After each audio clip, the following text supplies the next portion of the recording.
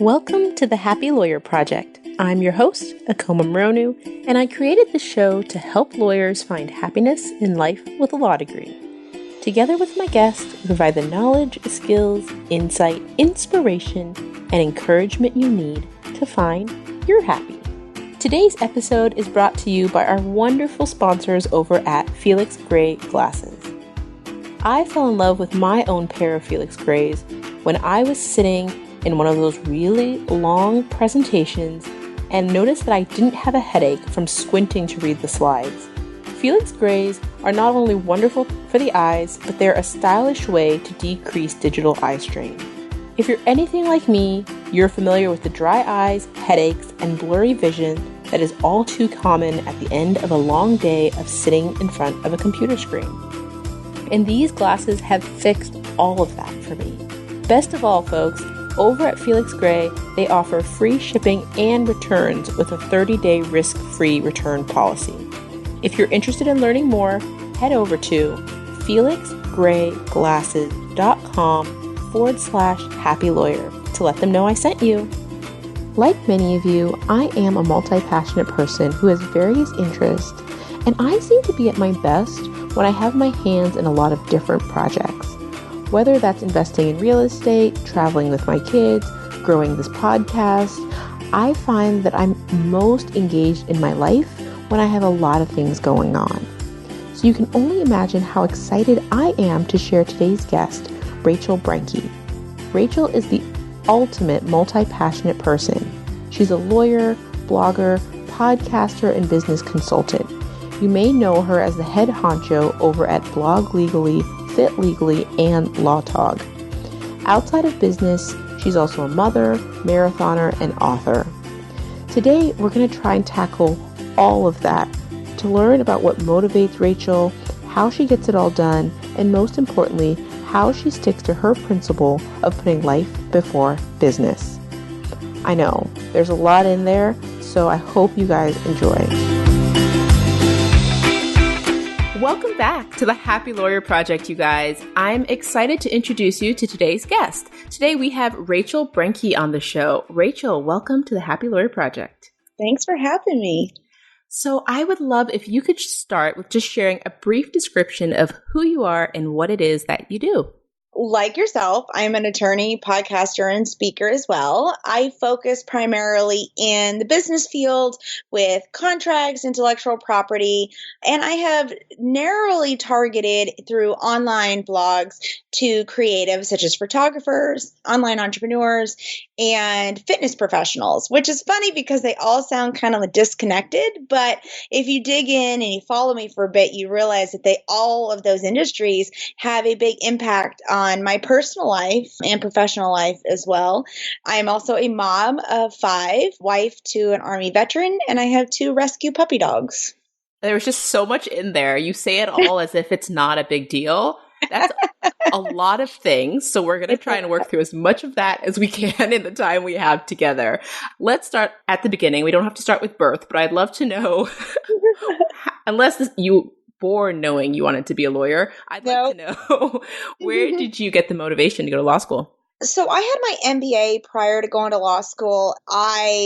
It's funny, my passion at the time, and still is kind of here, but I'm not really doing it obviously now, is working with prosecution of child sex crimes. I've always had a heart for children and the need to protect them, and that it's our, societal duty and all of this. So I went to law school fully intending to do that type of work. I was going to make a difference in the world. And it's funny you asked this question because I struggled with that for a long time, because once I went to law school is when I started developing the blogs, because I was already working as a business consultant since I had my MBA. And then people were just continually asking me business questions. And I was starting to feel really conflicted during law school about, what do I do? Am I going to go for criminal? But then there's all this business stuff. And it's actually not been until the last few months that I've really become at peace with allowing myself to love doing business law and intellectual property type stuff. I used to think it was because I felt like I wasn't making a difference in the world. And then I had a client a couple months ago who is an online fitness blogger, and she was crying, thanking me on the phone for protecting her livelihood so she could stay home with her kids.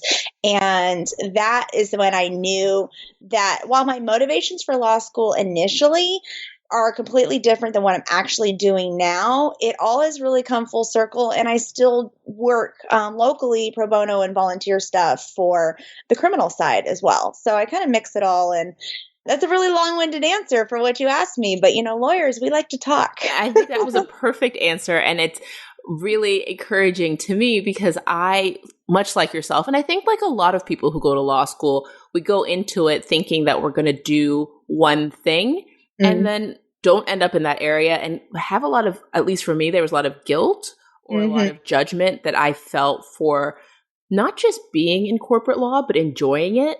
And it took me a while to really make peace with it. So it is reassuring to know that other people go through that process and that for you, it took some time as well. Well, what's interesting is that with the timing of how everything happened, I was having kids, we were moving around because he was still active duty, and it really just wasn't feasible for me to be in an office. And I didn't really see myself doing that either, which is really funny since I own my own law firm now. But since I'm the boss, I feel like it's a little different. But I never really wanted to do the 9 to 5.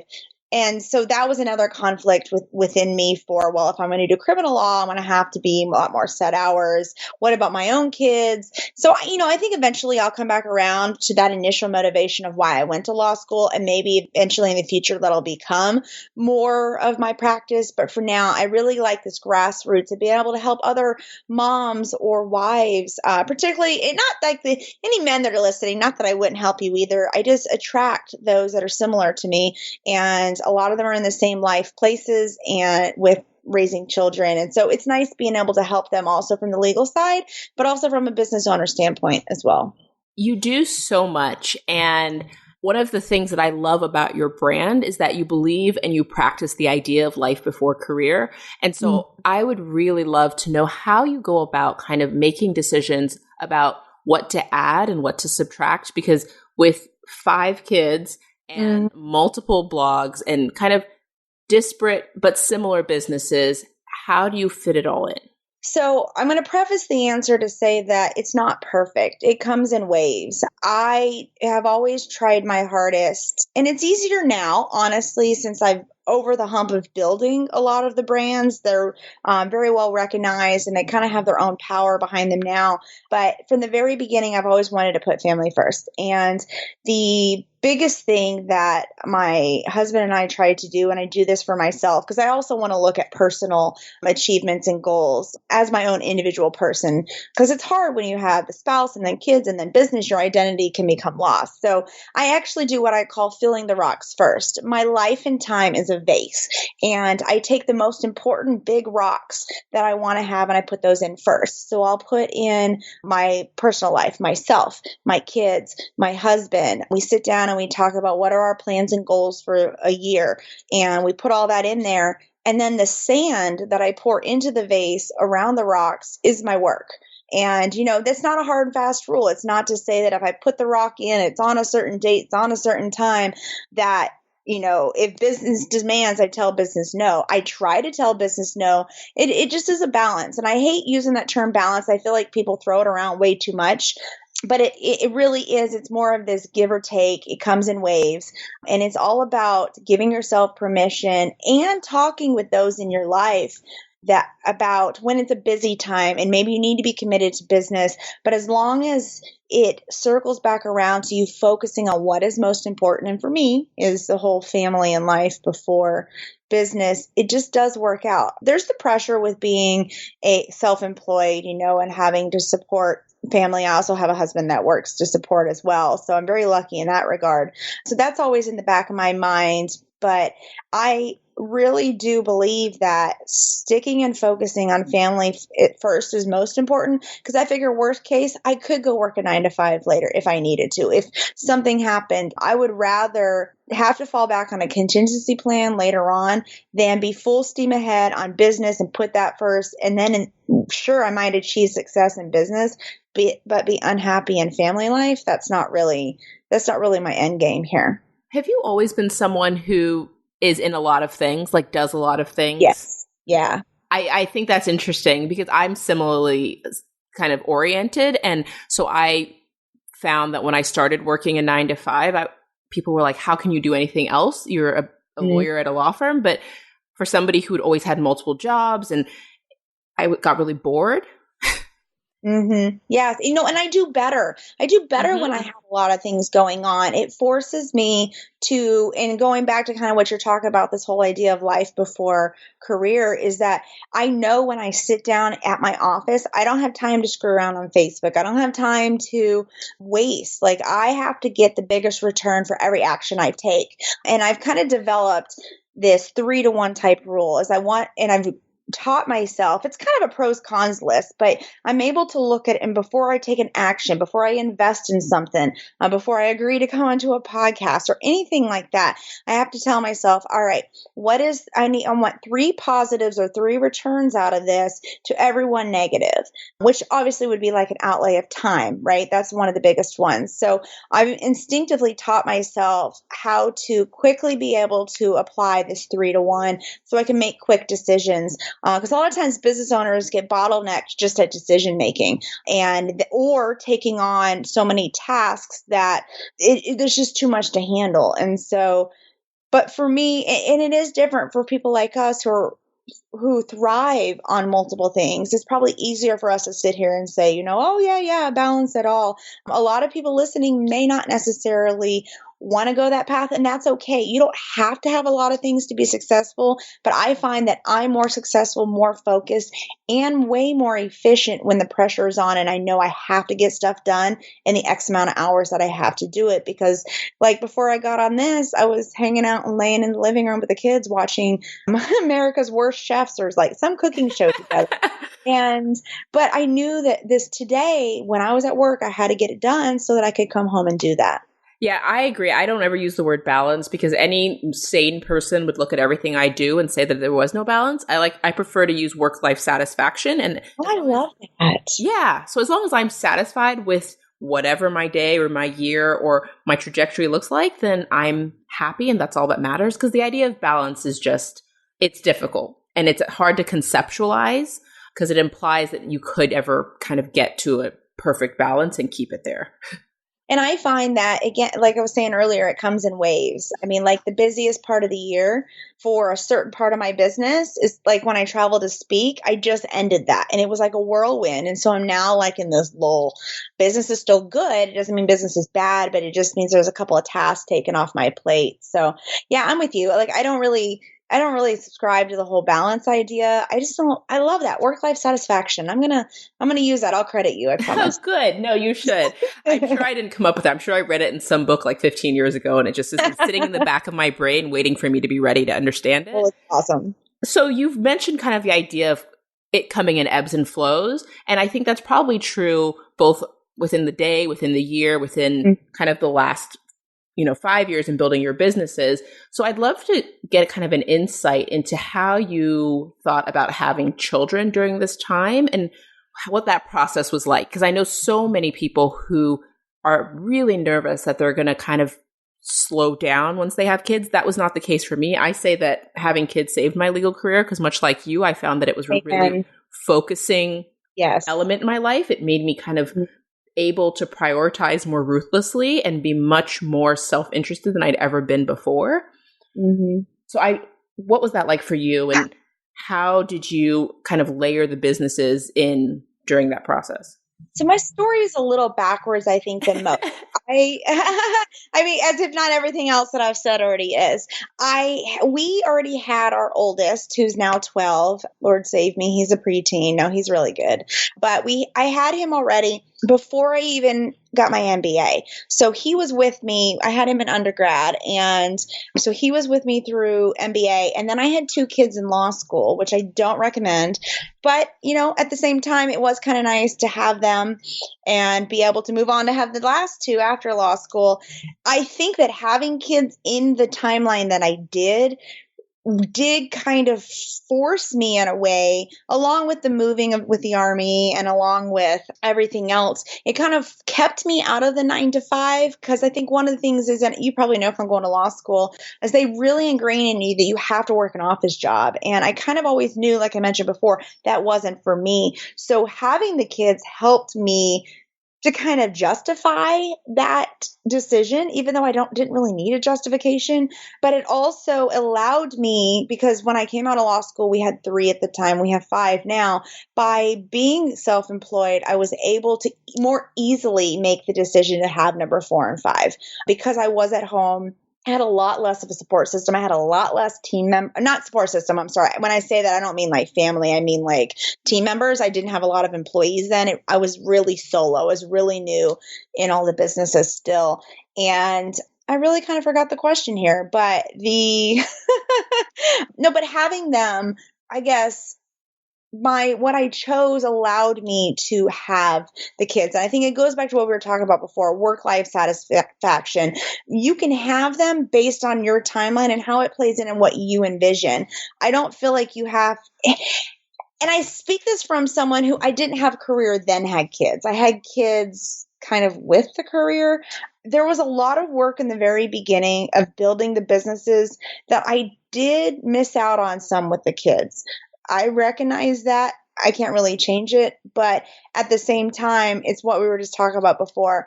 I want to go hard when I'm at business, and then I want to go hard for my kids when I come home. And I found that I'm actually a better mother and a better business owner that way. Because when I was home before all the businesses started, I was restless. I knew I was made for more. Not that being a mom wasn't enough. It just was not.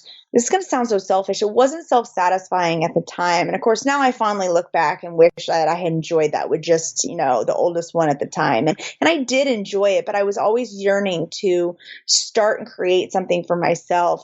So I say all that to say, listen and feel and I'm totally not a feel-good person, so this is weird that I'm saying this, but listen and feel for kind of like what your gut is telling you. If you're on the precipice of trying to decide to have kids, but you're thinking about career stuff, maybe think outside the box. And that's where I had to go. In order to maintain the children I had and for us to continue to grow our family, I had to think outside the box. The good thing was I already had that inkling. It'd be harder for someone that's already been, ingrained in this one set idea, having to switch to another. Another thing that I've really learned too in the legal practice that I'm actually loving about our industry is that as not millennial types, but the younger and middle agers are coming up as the older ones are retiring, we have a mindset shift. More virtual law firms are popping up. The more alternative type of careers for attorneys. And I wish law schools would get behind that and really encourage that, because I also feel like that would help give women permission. Not that we need it, but maybe I should say encouragement, not permission, but give them encouragement to build the family when they're ready. But I feel like there's a lot of pressures being in the legal field to keep you from doing that. Kind of this whole build your career and then have it. And that's not wrong. It all circles back to really what you want. Just don't ignore your gut feeling and kind of look to see the opportunities that this industry is now providing that it really hasn't in the past. Yes. And I think that a lot of my listeners are very kind of aware of this space, because we tend to talk to more entrepreneurial types and people who are kind of active in social media and online. And before I transition into that, I want to ask you kind of a selfish question, because it's something I struggle with. Did you know you were done? I very much struggle with feeling like I could have kids forever and want to have a million more children, but I don't know if this is just kind of a feeling that will never go away. And so I need to kind of be more thoughtful about why I'm having more kids, or if at some point I will feel like I've had them all. So one thing you just said was, does it ever go away? And I think that depends on the person. And you have to think about, why am I feeling this way, or what is the purpose?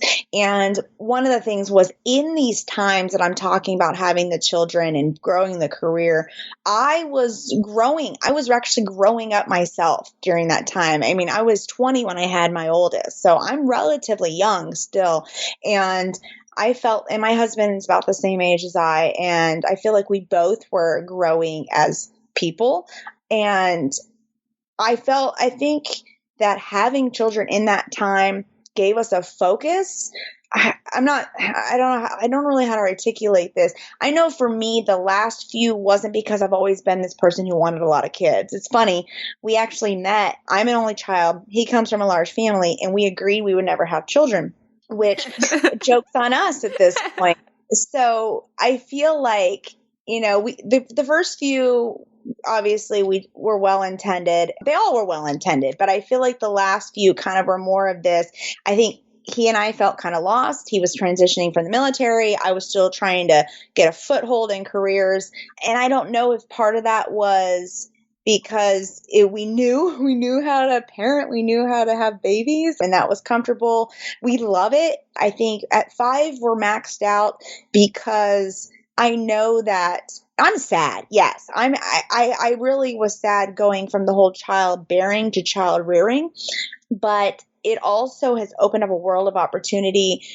There is so much joy and fun in seeing the rearing part of it, that at 5, I was like, that's enough for me. Of course, if you had told me 15 years ago I had 5, I would have said you're crazy and doing drugs. But I don't know.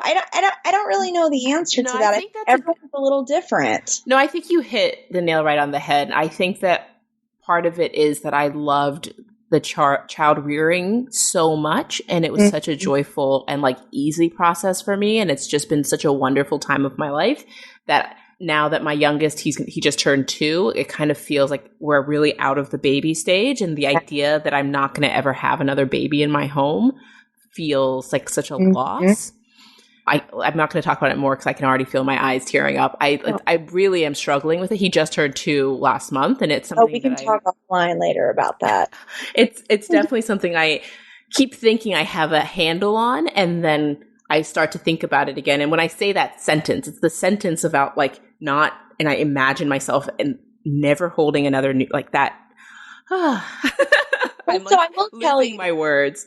After I had number 4, I cried every single time I drove past the hospital. I just knew I wasn't done. I just knew there was at least one more. And we had a couple losses in there as well. But after number 5 was born, I was kind of sad for a bit, but she's about to be 3 and we're about to get out of diapers, and just seeing the opportunities that we were just talking about this not an hour ago, about taking road trips across America this summer. And it's kind of nice knowing that I can have that opportunity, and all the kids can relatively enjoy it and not necessarily have to be burdened by diapers. I just feel like there's a lot of opportunity going forward. And you know what? There's grandkids down the line. I know, that's what my husband always says, and I'm like, do you know how long that is from now? I know.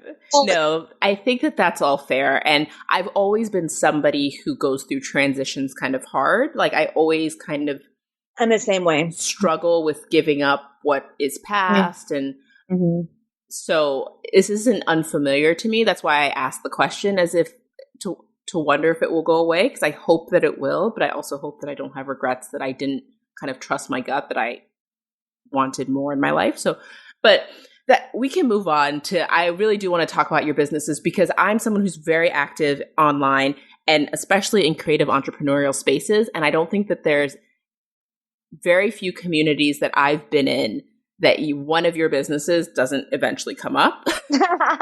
I know. And it's amazing. It's amazing the brands that you've built and kind of the word of mouth that gets spread. So I'd love to know kind of a high level, how did you choose your niches? And then what has building those brands been like for you?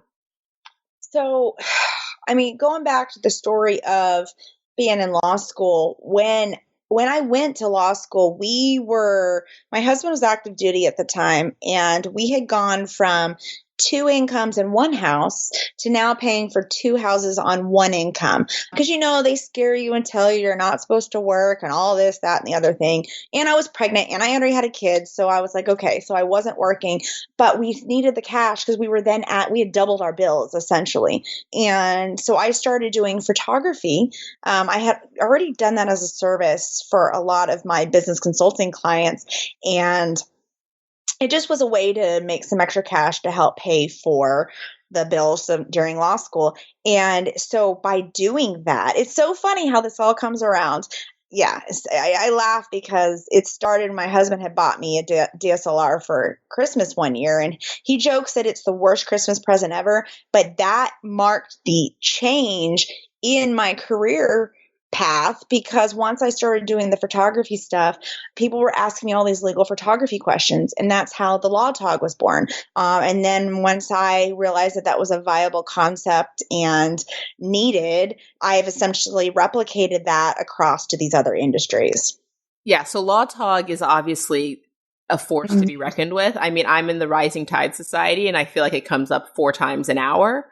What's the size of your team at this point? Believe it or not, it's not as large as one would think. So there's myself as obviously full-time. I have a full-time assistant who has been with me since the beginning. She's a total ride or die. She's great. I love her. And then we don't really have any other employees as far as on the Law Talk stuff. Everything else is independent contractor based, because I have a lot of attorneys, CPAs, financial planners, and all those that contribute articles and stuff to the site. And then the rest of my web and those sorts of people are all independent contractor based. They're not W-2'd, which is interesting because we just had a powwow today about adding on some more full-time employees. One of the things that I have found that it's hard to find people who want to maintain as employees that have the qualities that I'm seeking, because I'm wanting people that have an entrepreneurial spirit. But of course, if they have that spirit, they don't want to stay working for somebody else. So I have found a nice balance by being able to bring them in. They are able to provide me services with their skill sets, and I'm able to pour into them the knowledge and information as a mentor that I know. Obviously, they still get paid for their services and everything. We just end up developing relationships, and then they move on, and that's okay. I'm actually happy when that happens, because then they start growing their own businesses. And it's kind of sending out the little birds into the world. But I think it may be for business strategists and any coaches out there, they'll probably look at it and think that's a very inefficient way to do things. I find it as another way to help other small business owners. I'm able to take some people who may be in a really crappy corporate job that they hate, and I'm able to pay them to provide me services that I need anyways to help bridge the gap for them to start their own. A lot of them have done that. The majority of people that have worked for me, that's been the story. So we just, in order to do that, coming back to the 3-to-1 rules that I was talking about earlier, we try to make everything as efficient as possible. So essentially everything can be handed off. We have handbooks and videos and guides, and yeah. So, and did you develop those from the beginning, or is that something like, did you have the foresight to put things into place no. to make your business? Okay. So that was something you had to go back in and put into place. No. It's funny because I actually found myself in a very reactive state today. I'm working on a few things, and I was like, why am I like this? This is like 10 years into business. Why am I not more ahead of the curveball?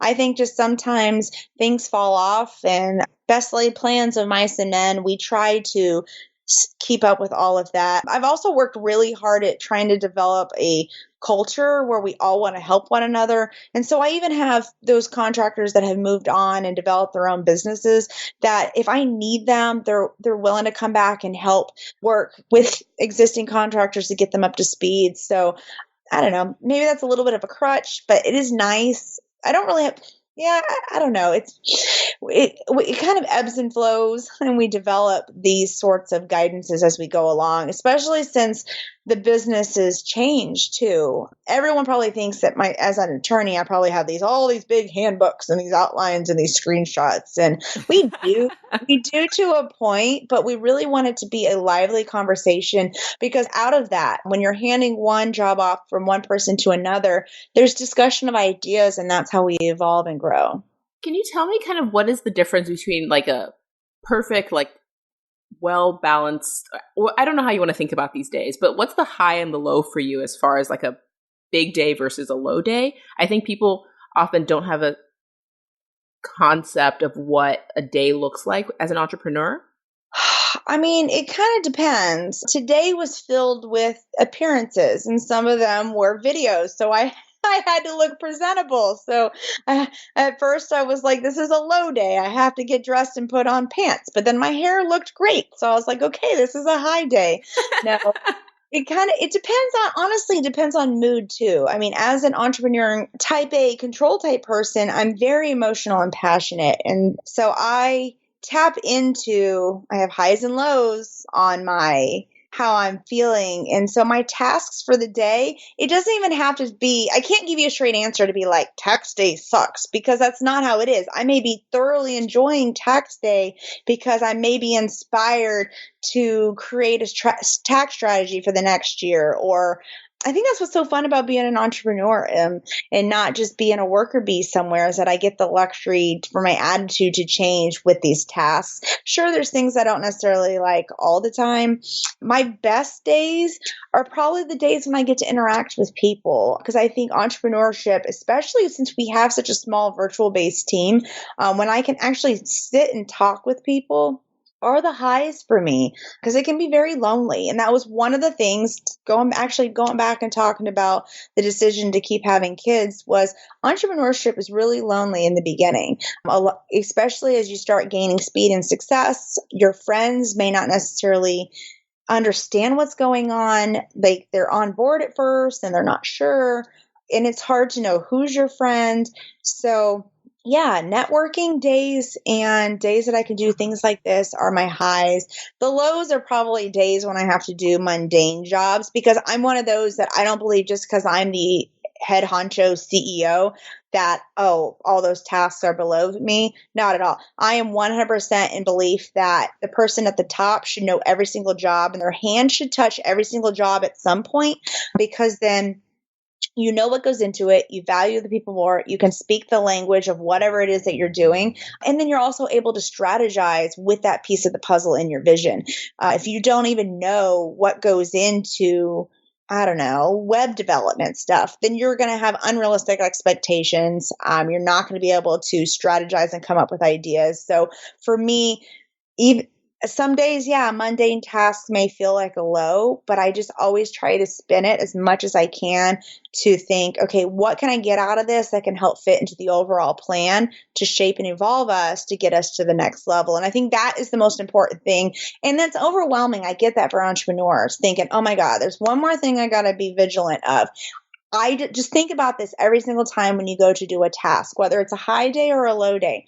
Think about, what can I do to make this better? What can I do to make this more efficient? And what can I do with this task that's going to give me great impact on the business? And those three things I always try to run through my mind. Again, back to like my 3-to-1 rule.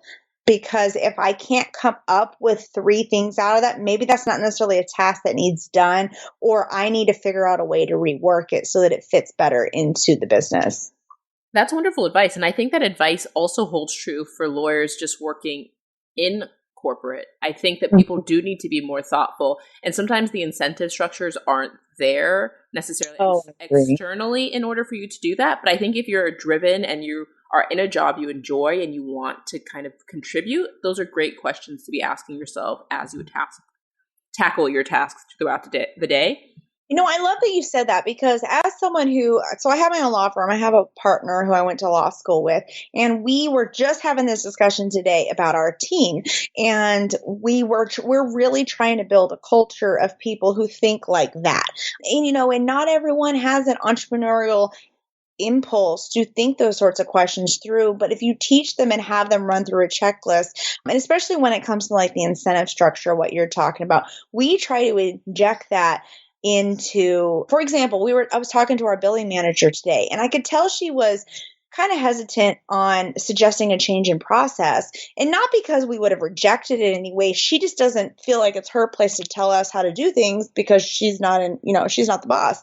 And I looked her in the face and I said, you are here to tell me what we are doing wrong. You are here to propose, and giving her kind of that permission to speak freely, and like her face lit up. And so we were talking about, let's see how this works. Let's set benchmarks and let's set incentives for building and fleshing out these processes. Because in the end, they're going to save us more time and energy, and our clients are going to be less frustrated overall.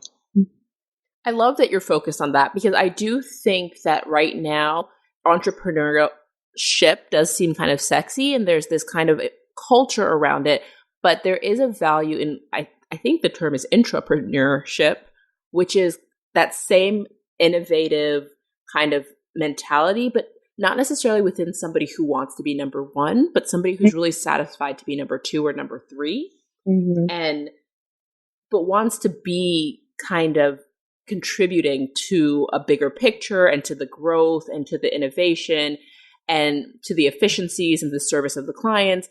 But they don't necessarily feel like, for whatever reason, that they're cut out to be number one. And not everybody is. Not everybody is cut out. And that's okay. Exactly. That's completely fine. It's interesting you say that, because I work with a lot of entrepreneurs in different industries who are like, well, I have to run a business. And I'm like, why? They're like, well, I have to. I'm like, why can't you work for someone else and bring this spirit and mentality with you and thrive there? But it's like what you said. It's like this whole idea that entrepreneurship is sexy, but for some people, it's just not. Maybe it's the time in their life that they're in, or maybe they're just not cut out for it, and that is A-okay. That's fine. You can still have the kind of this entrepreneurial mindset without having to be the head honcho. So you seem like you have a lot of, despite the challenges that you face, you seem like you have a lot of clarity, a lot of passion for what you do, and are really grounded in kind of a sense that you're headed in the right direction. What are you really kind of challenged with at this point? And what are your fears around the business that you're building? So one of the things that I keep thinking about is I don't have any direct competitors in one of my spaces. And I, for the longest time, feared that someone was going to pop up and give me a run for my money. Now I am just wanting somebody to do it because I feel like it'll push me. That was one of the things that today that I was going through, I've realized I've kind of sat on my heels a bit because I have dominated one of these spaces. And and I don't mean this to sound ungrateful, like whatsoever. Like, I'm totally grateful. I'm proud, but I want to be pushed. I'm one of those people that I am an entrepreneur that wants to always be evolving and changing, and having a pushback in the marketplace would definitely be. So it's a fear I've turned into fuel that I'm just wanting someone. I've thrown down the gauntlet and I want someone to pick it up. Other than that, the other fears that I have are maybe becoming irrelevant. That's hard. I try really hard to inject personality and who I am. I lay it all out there. But I also have a fear that I don't really know how to articulate this. People share a fake realness. That sounds weird. Like, it's this whole, let me fake complain about my business day just so we can fake complain together online. Do you know what I'm saying? Yes, and I completely understand what you're saying. And I think that there is kind of this whole community right now around being authentic, but there's definitely a focus in some spaces on the struggle. Yes. And so people create kind of false narratives because they know it resonates. Right. And I think that's what's hard is that for me, because I've seen this shift since I've been around for so long now. I sound like I'm 80 years old, way back in my day.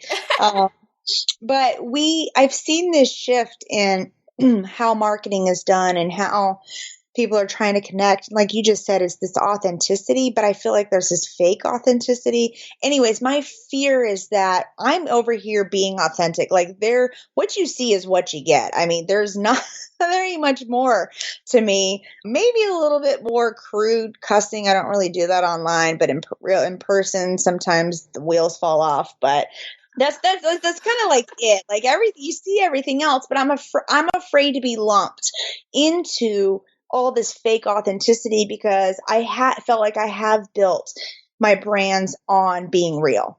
I love that fear because I share I have a podcast and I'm very open on my podcast and I share kind of my own fears and struggles and try to connect with my guests over real experiences. And sometimes I worry that people think that I'm doing it for the wrong reasons or that exactly for the same thing you're saying, that I'm, creating this fake narrative in order to like create false relationships, false connections, or, Right. Pretending to be happy. When you call yourself the happy lawyer, like I am genuinely really happy, but sometimes people question that because they think it's too good to be true. Like, what are you hiding? And I'm like, this is it. This is me. I'm, because there are definitely the flip side of the coin that you're talking about are the people online who are overly positive and are positive all the time and like seem to, shit rainbows, pardon my language. And I want people to have kind of a more practical sense of what it means to live a positive and kind of optimistic life, even in the face of struggle and challenges. And I don't want to get lumped in with those people who just, spout off cliches and tell everybody to vibrate into oblivion. Well, what's funny is I was raised on tough love. I mean, I have loving parents, very involved. They're still involved. They don't live that much far down the street from me. And my dad always really taught me tough love. And so I've injected a lot of that into business. And I find that because sometimes I'm not super sparkly, I'm not this whole, follow your dreams and feel it all. Like I've kind of sprinkled some of that into this discussion, but I mean, there's an element to having a gut and making decisions, but I know for a fact that I have lost speaking engagements because I got up on stage in what's tough loved it wasn't rude. Like I didn't point people in the audience and call them out, but I basically highlighted, this is what's wrong with the industry right now. This is what needs fixed. And I know I've lost speaking engagements. I know that I've lost followers for not sugarcoating anything, but my end goal is not for you to like me. My end goal is for you to take something away that's actually going to revolutionize your business. And so if you don't like me in the process, that's okay. I feel like it's a lot like a parent-child type of relationship. Think about it when you're a teenager. You probably didn't like your parents that much then.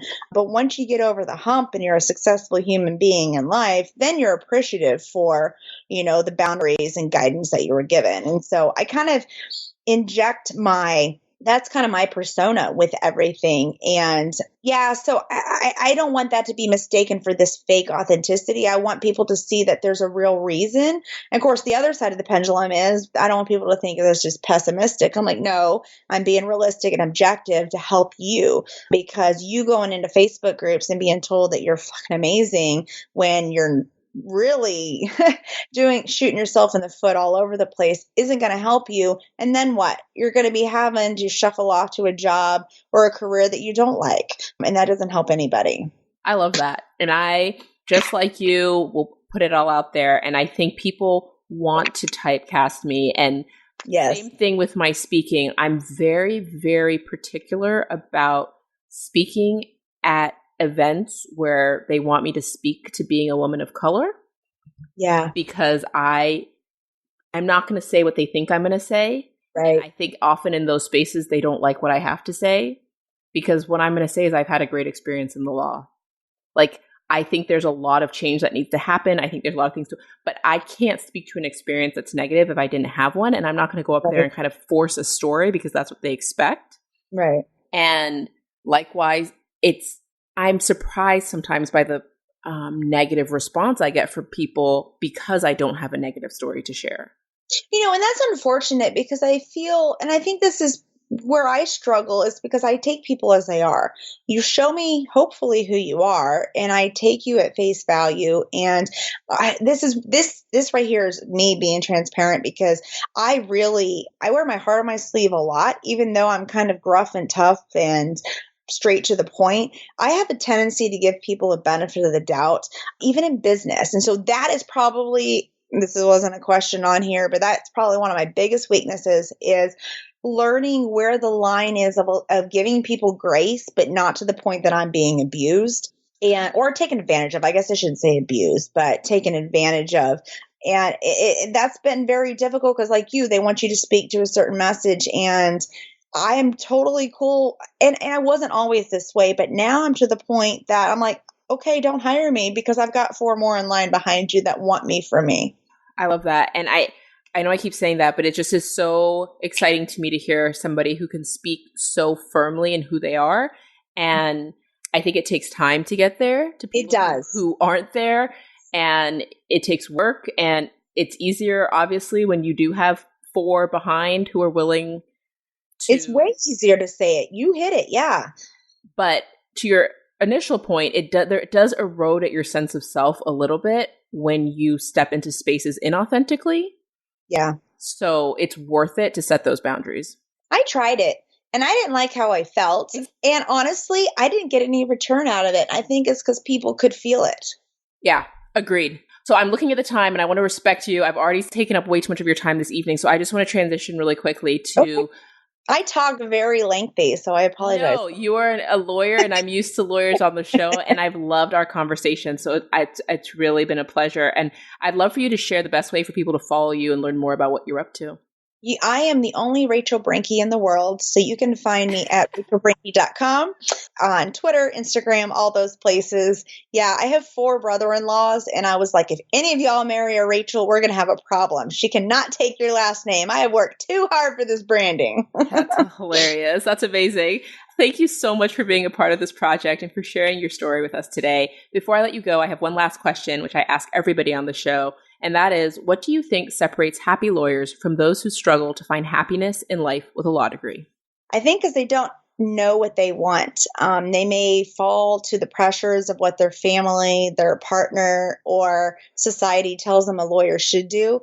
And going back to what we said earlier, feeling the gut instinct of where you feel like you should be, where you're going to fulfill your purpose and not what everyone else wants you to do. I love that response. Thank you so much. Of course. Thanks for having me. Thanks so much for listening today, and if you guys enjoyed the show, I'd love for you to share it or head on over to iTunes and leave me a rating and review. I know it's a huge favor, but it's really the best way you can show the podcast some love and help me grow the show. Lastly, I'd love to thank our newest sponsor, Felix Gray Glasses. It's super important to me and my mission here at the Happy Lawyer Project to only share stories, services, and products that I feel will truly help you be wildly happy in your own lives. So I've been really excited about my partnership with Felix Gray.